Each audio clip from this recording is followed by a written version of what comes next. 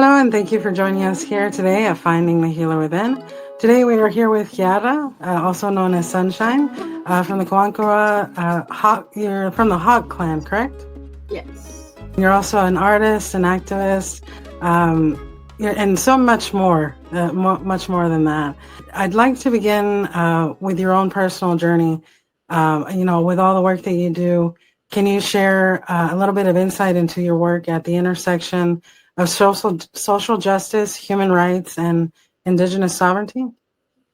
It's hard to not give a broad answer to such a broad question. Yeah.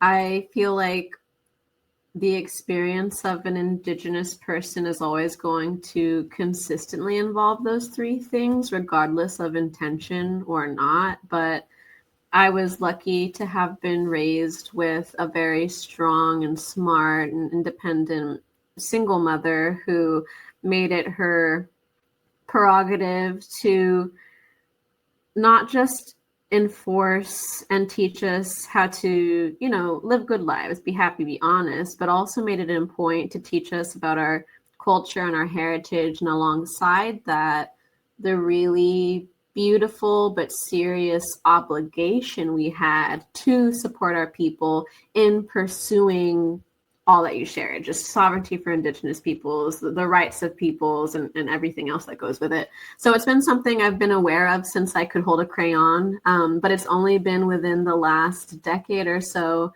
that I've been able to meet enough people, learn and unlearn enough stuff to feel like I can actually say, yeah, my work, my career, my art, my classes, my lectures touch on all things Indigenous, which is really just a way to say advocacy for the human being. Yes, definitely. Yeah, and in this work that you do with these lessons and things that you teach, do you do that online or is that in person where you are? It depends. I always like to be really flexible, and I know that accessibility means a lot of different things to a lot of different people. So if the situation calls for it being online, then I do virtual talks. Like I've spoken for university classes and for some nonprofit stuff where it was just a Zoom call. And then I do in-person showing up, panel speaking workshops in lots of different locations. So wherever, I'm always very happy to be flexible in that way. Awesome, that's really great. And and I guess you get in touch with these people just through the work that you do, like going to powwows and like just meeting people. Is that how you connect with people? It all really started when I came back to Texas. So I haven't always been living in Austin, though my people are indigenous to these lands we now call Texas. I was Hmm. actually one of the first not born on my homelands. I was born in Virginia.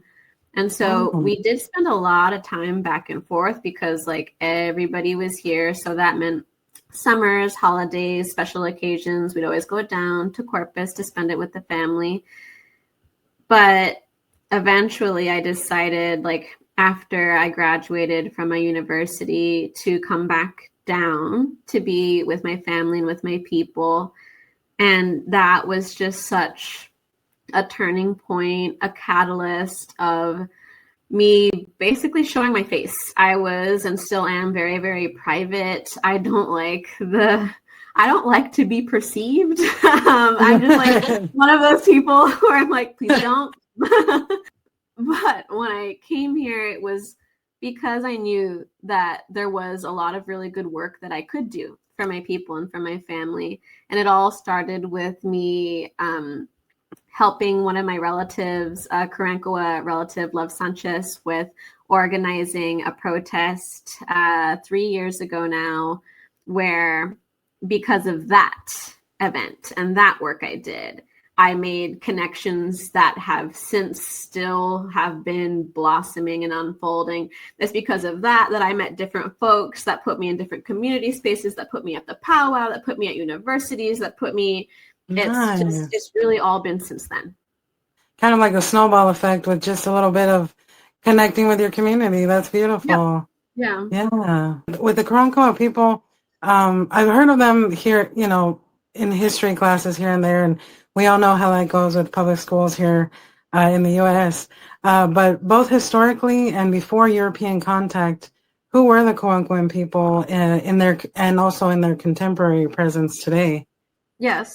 So I think, so historically, if we're, and actually literally 3 days ago, I had somebody who sent me their child who is in 4th grade, their history homework that is still teaching people that the Karankawa were all killed in the 1800s. Mm-hmm. I know it's just such an uphill battle, but yeah. What outside of like that being wrong, I think one of the most important things for people to understand about like the ancestral Karankawa person, like the history of it all, is that that word Karankawa, the name of the tribe, is only speaking to 2 cultural pieces of phenomena that a group of people had in common. So the 2 things that made you Karankawa are the language you spoke, with subtle differences between dialects from clan to clan, but there was a similar language, and the geographic location. And that is it, which is huge, because usually when you're thinking about, oh, a Native American tribe, you're assuming that this is a large group, maybe with different clans, but that all of them have a similar culture. That is not the case for the Karankawa people. The only thing ancestrally we had in common, as I said, was our language and our region of origin, the Gulf Coast. Besides that, we were friendly with each other. We were many different familial descent bands all along the Gulf Coast, chilling on the beach, like very much so not what the settlers were trying to portray, which was really just propaganda to get people to fund what would then become the nearly successful genocide of my people, which was we were savages and monsters and cannibals and giants. None of that was true. We were fishermen. We were very children-oriented family people. And then, after all of history, the contemporary Karankawa people are, for the first time ever, trying to unify under one tribe. This has only been attempted, as I said, like since the late 90s. It is very, very recent. We have never done that. We do still have our language. The different clans that have survived through culture have maintained different pieces of their clan's culture and history. And now that we're unifying in these times, thanks to social media and the internet and just technology in general, the people who find each other, these Karankawa people whose ancestors had to run and hide many generations ago, are now getting to basically fill in this huge puzzle that had, for the longest time, many different pieces missing in it. So ancestrally, that's what we had in common: language, geographic region, that's it. Contemporarily, we're sharing all these things. We're unifying because we see that we're stronger together. And especially coming from, and a lot of other Texas, but especially South Texas tribes have this in common too. It's been such an isolating experience to grow up and be like a non-federally recognized Indigenous person, wondering where everybody is. It feels much better to be together, and it's really fulfilling. I've said before that this work my people have done that I've been able to be a part of is beyond my wildest dreams. I would have never had any idea I'd be part of what they're calling now the like contemporary cultural revival of the Karankawa people. And that's definitely what gave me a lot of hope. Just watching it kind of unfold. When I got in contact with the work that you were doing, through a friend of mine. I saw them, doing different events with you all, and I was like, oh wow, this is so beautiful. This is so necessary. Something that will help bring communities together, and unify them, like you said, and that in of itself would create a snowball effect that would create change in ways that we never could have imagined with with the things that we were, whether we were thinking at the time, like, because I'd go to meetings and things and, talk about radical ideas and people would be like, no, you're crazy. That's insane. And I'm like, but no, everything's possible. We live in an infinite universe, Right. And with these communities that you all gather with the community that you gather with, in what ways do you believe that these communities can work together to reduce reliance on things like government structures for food, water, healing, and essential needs? I think that I've been thinking about this specific example recently, and I know many other people have said this before me, and I agree. But at least here in the lands we now call America, with all its fault, and I do not support her in any way. I'm very radical. However, one thing that America does have is comfort. We are riddled with it. We are rich. If you look at any other nations outside of us, we're comfortable. We have a bubble. However, during COVID, I think a lot of people were finally able to see how human and community-centered true change and support can actually be. I was remembering how when everything was shut down for people's safety, and like all the food was gone from the grocery stores and all the medicine was gone, and it was like in the very beginning where they were even saying like, don't take the mask because the hospitals need the mask. Immediately there was like people in the streets, in neighborhoods, organizing. Like there was hey, we're making a food pantry, here's how we're going to do it. Or, hey, I'm a nurse, I have all this extra stuff that we have access to, here's how we can set this up. Hey, I have a vehicle, if you don't. It was immediate. That wasn't fake. It was very real. And it was a testament to how what we have been given and taught as Western people and colonized people trying to decolonize is that it's well within our limits. As you said, it's not this impossible journey. And so what I get to see with working with the communities around me is how easy it can be to just make those connections, and how easy it can be to also acknowledge, and people have said this before me, and I made a piece about it recently, that the price of community is inconvenience. Like it is discomfort. That it does mean being that person who goes out on the street, knocking on doors, asking, hey, do you need eggs? Like, I have chickens. How are we going to make this an even trade? So I absolutely am so honored and so humbled to have been a part of, as I said, this cultural revival, and seeing how it gets me into community. And it makes everything feel way more hopeful when I know that people know my face and I know their faces.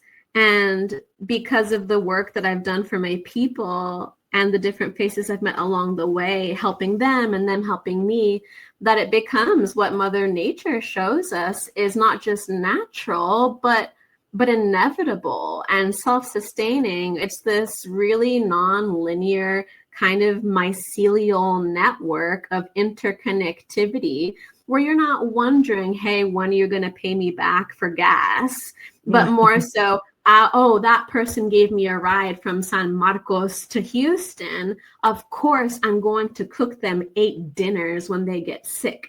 Like, it becomes so natural. And being a part of community has really given me hope. It gives a lot of people hope. But as I said, the price of community is inconvenience. And that's been a really awesome honor to be inconvenienced as well. I definitely can relate to that because I also am somewhat of a recluse. Like I like and enjoy my comfortable little corner of my house, you know, but I do I do get enriched by community. It gives me more life, more ideas on how to change and shift my own views on life. But with all these people, you know, doing land acknowledgements and things like that at different events, what actions do you think that an individual can take to honor the Indigenous people of these lands that we occupy and shift the way we show up in an increasingly disconnected world?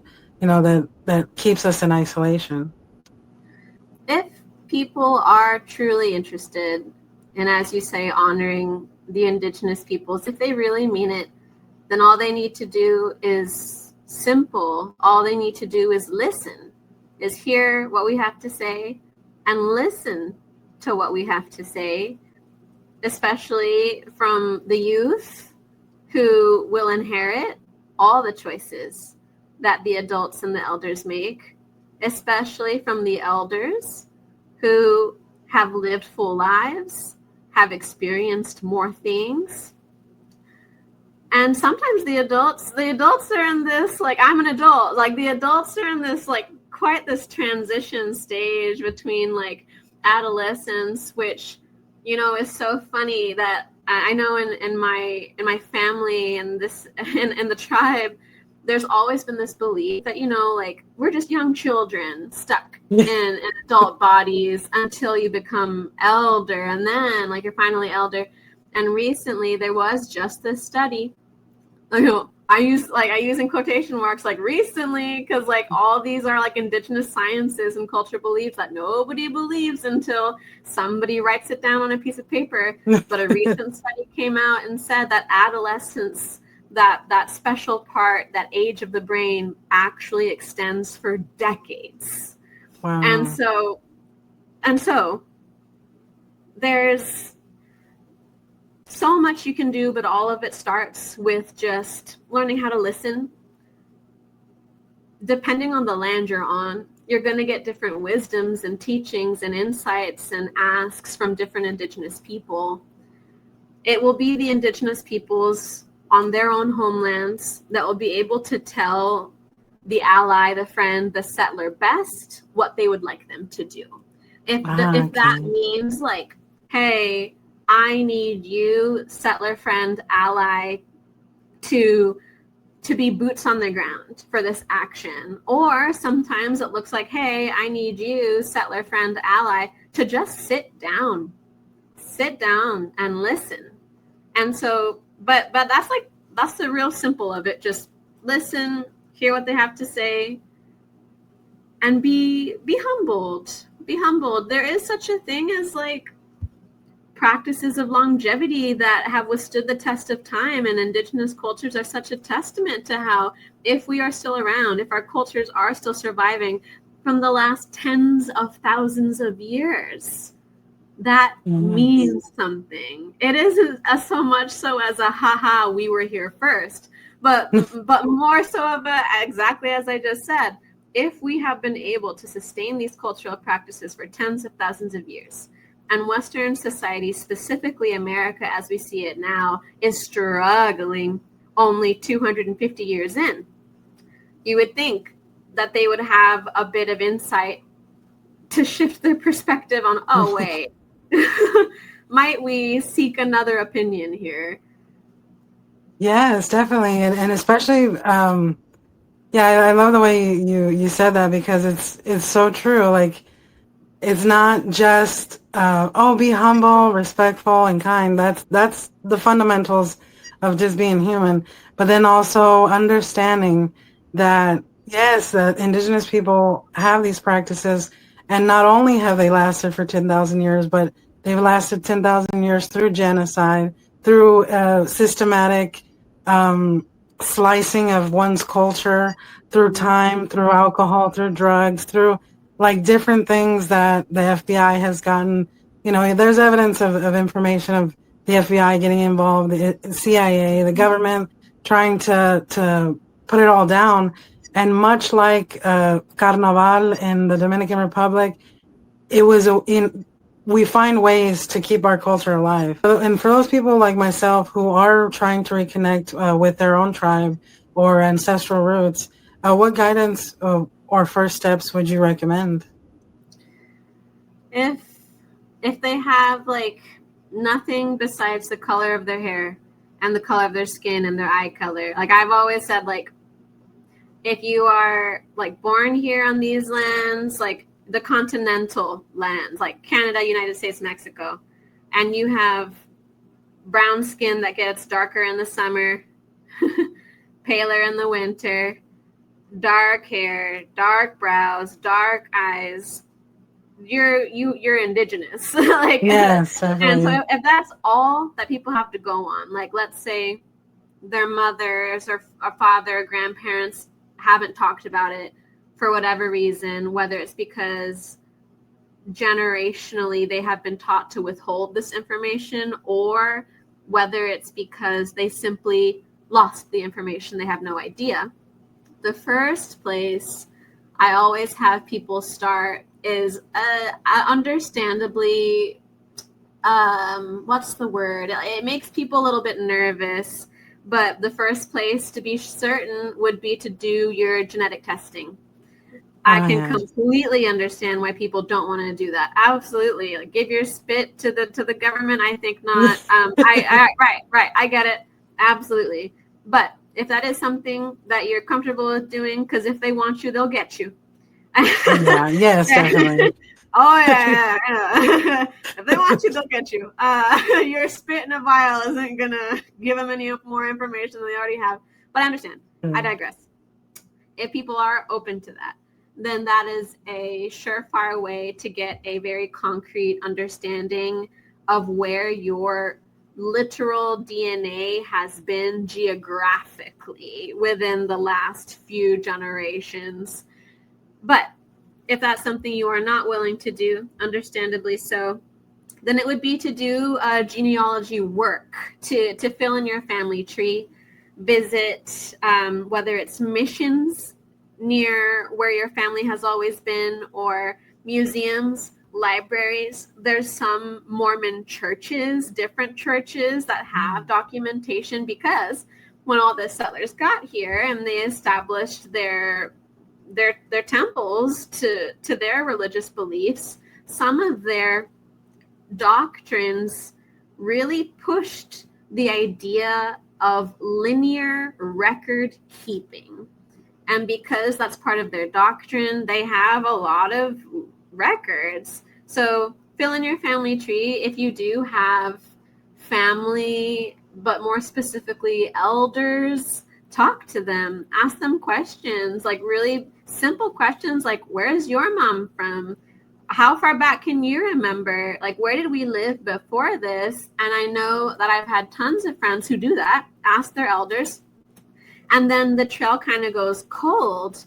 But the last thing that their elders said was like, oh, we lived in this little village, like in the 40s in Tamaulipas, but like I don't know any further back. Well, then this person that I know went to this little village in Tamaulipas, asked around if anybody knew her abuelo, and they're like, oh yeah, I did know him, and I know Wow. his cousins and his aunts and uncles, and here are still.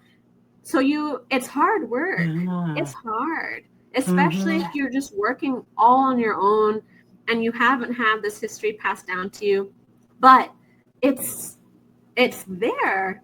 It's there. It's literally like roots to a tree. They're there. Some of them are right on the surface. That's beautiful. You can see it. But some of them you really, really have to dig.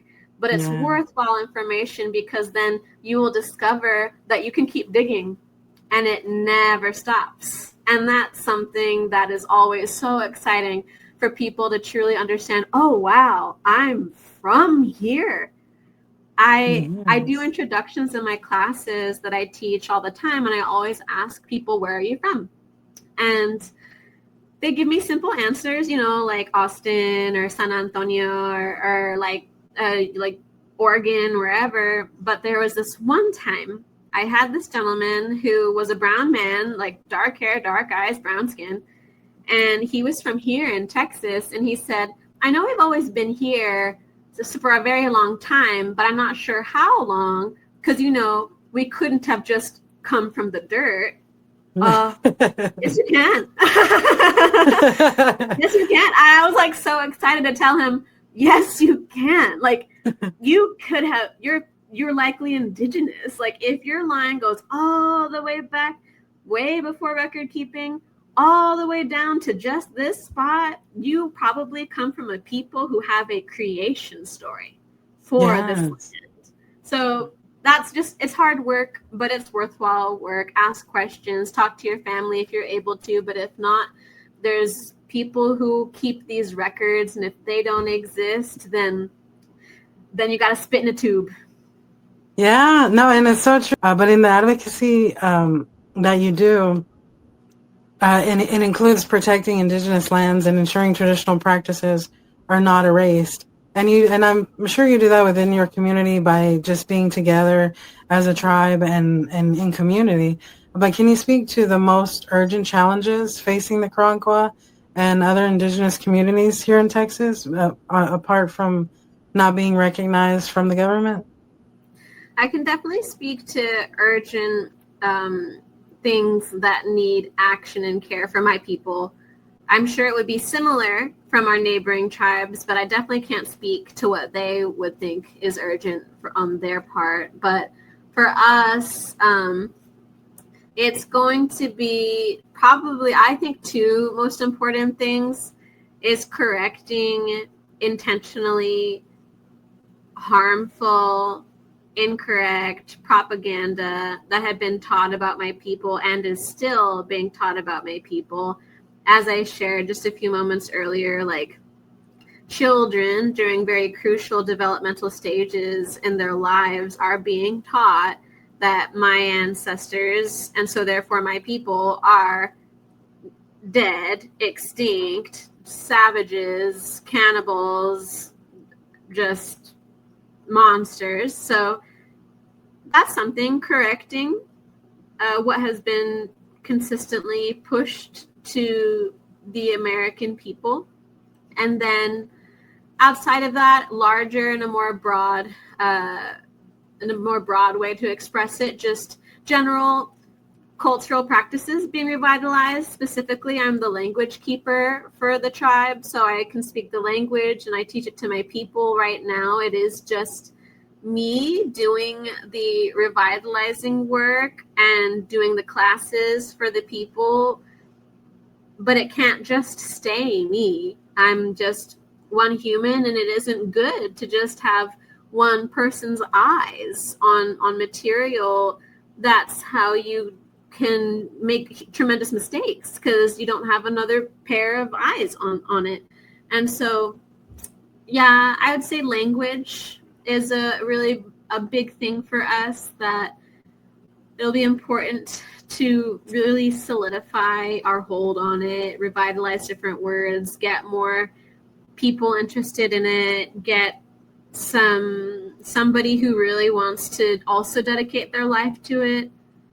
And then just in general, just finding our people. We're still finding each other.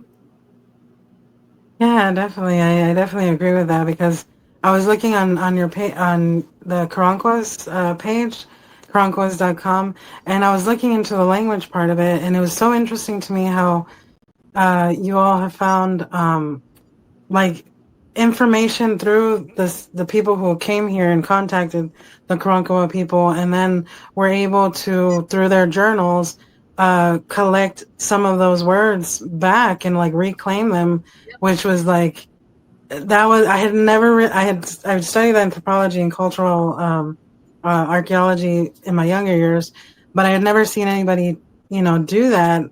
And I was like, wow, I gotta look more into this. This is amazing. Like, amazing work. And is this something that you did specifically, or was it something that was like information that was collected previously? Lucky me, when I was asked to be language keeper, almost all of the texts that were and are available, compiling my people's like vocabulary words. It was already compiled on the website.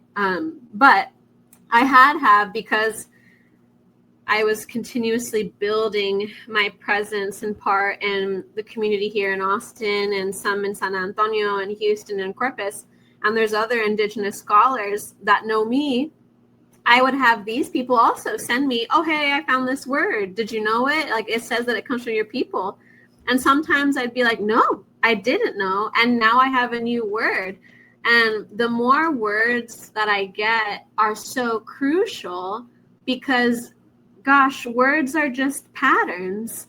There's always a prefix, like a root and a suffix. There's compound words. It's just a pattern. And so the more pieces of the pattern I can get, the more I'm able to uncover from our language. My simplest example of what exactly I'm talking about is how, like, if we have our word for octopus in Karankawa, which is amchata, you would just hear it amchata. That's octopus. Octopus. Mm-hmm. Okay, cool. Amchata. Well, am means fish. Chata means trickster. And so trickster fish, octopus. So first, that's a cultural implication, obviously, that my people knew the octopus very well. Yes. In fact, so well that we called him trickster. But also, it implies that whenever we do have a compound word, and fish, the subject of it, is going to go first, chata, and then the adjective trickster is going to go second. That's also how we were able to really solidify, okay, yes, am is for fish, chata is for trickster. And so the more words I get, the more I can do that over and over and over. Yeah, it's like deciphering a puzzle that you don't necessarily have the pieces to, but slowly you're collecting them. That's really beautiful. It's so fun. But it's also just like me at my desk for like hours at a time, sometimes just like staring and hoping that like something comes up. Sometimes nothing. I don't discover anything new, but then other times I make like groundbreaking, history shifting discoveries, some of which we haven't shared to the public and we'll just keep it privately with the tribe. But we have been able to make incredible discoveries about our language and our numerical system, all because I have access to these texts. That's amazing. Yeah, and that's definitely hard work, but it's so wonderful to know that somebody's out there doing it and actually is like coming up with these amazing things that you can share with your tribe. You know, like it's not necessarily it's not, I don't think it's necessarily a bad thing that you're not sharing it with other people because it's not for them, you know, but, which makes sense, you know, and there's some things that are private and that's really powerful. And I think your artwork does the same thing. It carries a powerful message of awakening and resistance. And it says things that people don't want to say, but they think it. And I feel like that'll fuel them for the future to maybe stand up and like do something when their branch breaks, or you know, like when they're in their last straw of things. But how do you use your art as a tool for social justice and cultural preservation, and as well as inspiring people to reclaim their personal and collective power? Yeah, I try to use my art as a tool in those ways to remind people that they can say these things. Like, they should say these things. They should feel comfortable to say, burn it down. They should feel comfortable to say, like, white man always on my business. Like they like, and then, like that piece I just posted. Like I want to remind people and show people that their voice and their words are so powerful. And actually, in saying that out loud, it does really all tie back to me, like wordsmithing and being language keeper, language is such a foundational part of culture. That's why it's one of the first things that's stripped from a culture. Because when you're taken away from your language, you're taken away from little like jokes that are written into culture, little sayings. Like, for example, this is something like that I'll share about our language. To say our number 10 involves literally the word in English, dear. Oh, wow. But we have no idea why. Hmm. And that's all we can do is, that is Right. the only reason why we don't know is because our language was taken from us. But I can imagine so many different reasons why the number 10 says deer. Maybe it's because of the horns of an The antler. antlers. Yeah. Maybe it's because of something else. But that's exactly what I'm saying. Language is so important, and how you use it, how bluntly you say it, with no tone policing, with no being polite, no more being polite. Why do these settlers get to say whatever they'd like about my people, but I cannot even tell you what just happened to me yesterday? White man all up in my business. And yet somehow, like, it's groundbreaking. And Yeah. as soon as the shoe is on the other foot, I like holding up a mirror to people. And I say underneath the caption of a lot of my works, like, if this really upsets you, then it's about you. And Yes. asking for introspection. I want people to be reminded that they can do that too, that these ideas, these thoughts, what I'm saying isn't all that radical. Like, I'm not the first person I've ever said what I've said. I won't be the last. No. But it's a tremendous joy to know that what gives me the most catharsis, which is art, creating, is also giving other people catharsis. And it lets them know that, oh, I have, as you were saying, I have those thoughts. Oh, yay. Like, somebody else is having it too. And not only that, but these thoughts I like to make very beautiful. I like to use pieces from intentionally racist pieces of media so that I can deconstruct them and transform them into something new that suits my prerogative. I like that my choice of artistic expression is incredibly accessible. This is magazine glue and scissors. Mm-hmm. People have access to these materials. And so at the end of it all, art is so vital. It's the human being expressing themselves, and we shouldn't be afraid to express our thoughts, especially if they're just thoughts. Yeah. Yeah. Or even just truths that are necessary for people maybe to open their eyes and look at themselves in a different way and say, oh, you know what, maybe I could shift this about myself. I think that's what your art does. It kind of, well, at least that's what it did to me, is it kind of brought me back to that, fiery person I used to be. It gave me a lot of hope and like understanding that, yeah, there's people out there that think the same as you do. And, because we're living in some times that are only going to get more difficult, and things change, things shift all the time, and they might get worse before they get better. But if you hold strong with community, I think it's something that's really important. Do you help communities remember their inherent resourcefulness, resilience, and ability to self-sustain, like within your tribe? Within our tribe, not specifically. That isn't like the goal that I'm going out and like teaching people about their resilience and resourcefulness, but it happens naturally without the intention. As I said, so I got sick, really sick, not too long ago, and I was out of work because I was very sick, and so I wasn't making money, and because I was very sick, I was in a lot of pain, and it was my people, my community, my friends and allies that all gathered around and helped. They just made it so easy. Not even Western medicine helped. It just kind of masked the symptoms of whatever was making me sick, but not actually figuring out or treating whatever was wrong. And when I was done going through that, the hardest part of it, I immediately took to my social media platform and I reminded people, like, whenever I do get instances of community showing up and being naturally resourceful and intuitive and how we're all connected and that this works and it's easy, oh, I'm immediately telling everybody I know, just because that reminder is important. Like, hey, I was sick, but it ended up being okay because I'm part of a community.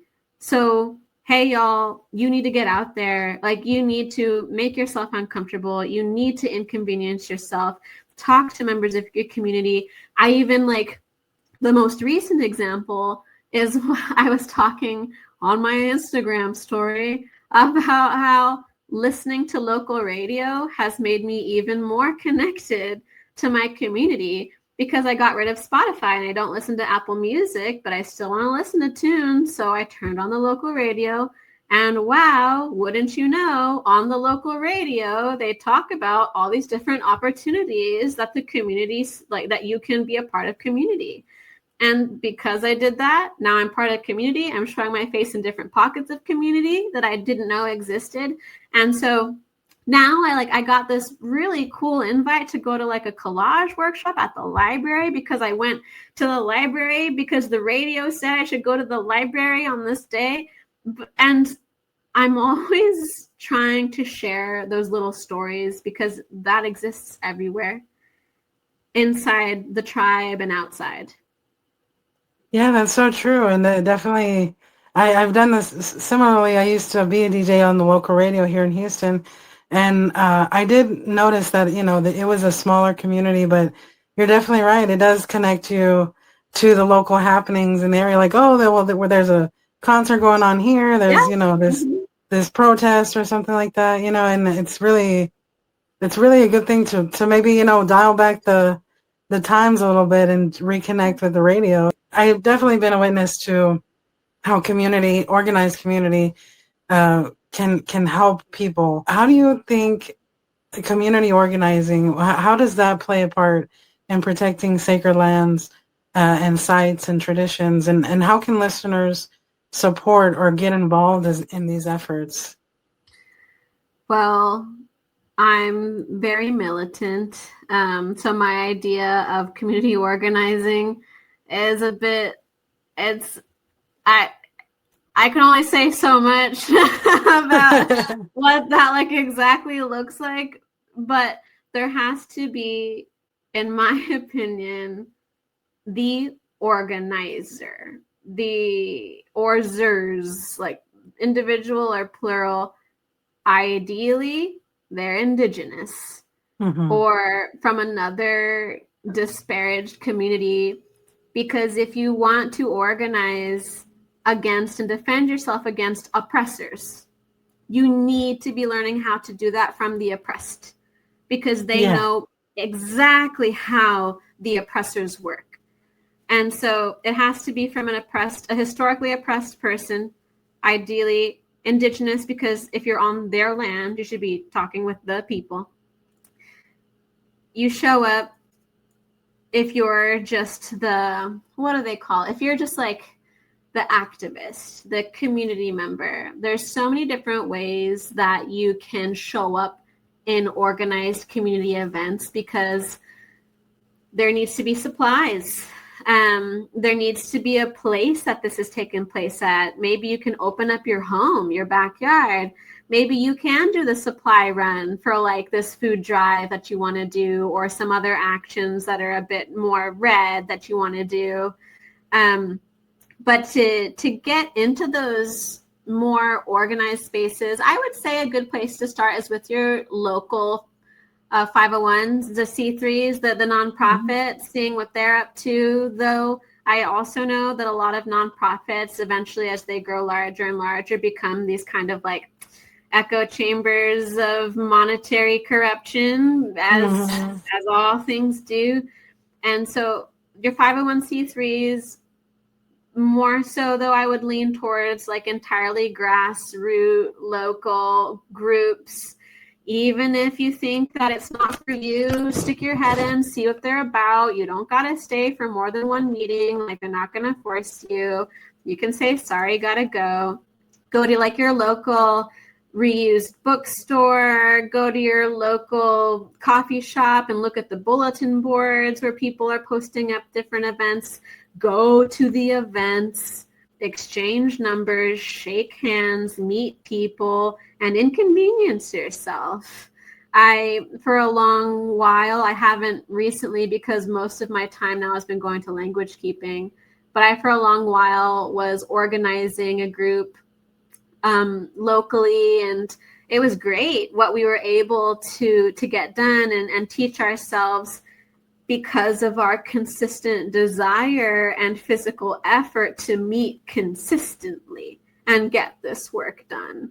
But it all really does boil down to, you got to be willing to be uncomfortable. You have to inconvenience yourself.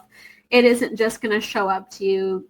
Balance isn't something you find, it's something you have to create, and that involves talking on the phone, getting in your car if you have one, driving down there, organizing a ride, hosting an event if you can't go. It's work, but it's worthwhile. Yeah, definitely. I can definitely see that because it's yeah, it's like it's just a little bit of discomfort where you can organize for something that can create comfort for so many people or help so many people, you know. And I think that's worth the discomfort, like you say. And in your eyes, what is your personal vision for a future where Indigenous knowledge, sovereignty, and community-based power are centered? I can't ever give my true thoughts on it because I don't want my words to live in this eternal cyberscape. But the nice and more digestible version of what a future looks like, reliant, centering Indigenous wisdoms, it involves sovereignty being returned to Indigenous peoples. Like, in a perfect world, all things work out. That means sovereignty has been returned to the Indigenous peoples, and the separate tribes from their separate regions and those clans within those regions get to decide themselves what to do on their specific lands within specific regions. Whatever they want to do. But it's all about sovereignty to me, getting returned back to the people. Less steel, less metal, less concrete, less factory farming, just pre-industrialization vibes, pre-capitalism vibes, pre-America vibes. Not so much of a return back, because you can never do that, but more so of a reminding ourselves of what is natural, being taught again by Mother Earth what to do, learning from her wisdoms. No more needless 9 to 5s. If you want a 9 to 5, you can, but no more credit score. That's stupid. That was just made up not too long ago. Mm-hmm. Yeah, no more credit score. No, a lot of complete disestablishing, no reform, a lot of burn it down, and then from the ashes, see what comes up.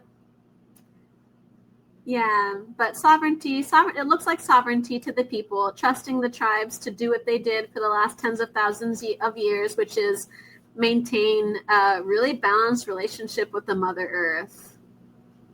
Yeah, which it makes complete sense because it feeds us. It Mother Earth does everything for us, so it makes complete sense. But I definitely think it does start with sovereignty and of Indigenous lands, so that it can come back to a balanced place. I encourage listeners, if you may not agree with all the ideas in the podcast, that's totally fine. But have an open mind. Learn from the mistakes that were made recently, from our own mistakes of the land of, the floods in West Texas, like the hurricanes that happen all the time. When those things happen and those disasters happen, there is no you're Mexican, this, that, and the other. You know, people cross the border and they're like, where do you need help? And that's definitely what I feel like your message is, like don't hesitate to help people be uncomfortable and be in community, and you can do it too. So I definitely appreciate just the example that you put out with the community efforts that you do, and if anybody would like to contact you, how would they be able to do that? Me specifically, that's going to be through my Instagram page. Yep, Karankawa Chiara.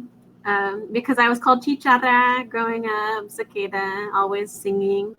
If it's about tribe stuff, the website, thekarankawas.com is a good place to go. But that's mostly it. Okay, awesome. Well, thank you so much for all the information that you provided to us and just the conversation and everything. I really appreciate all the work that you do. Thank you so much. Thank you for having me.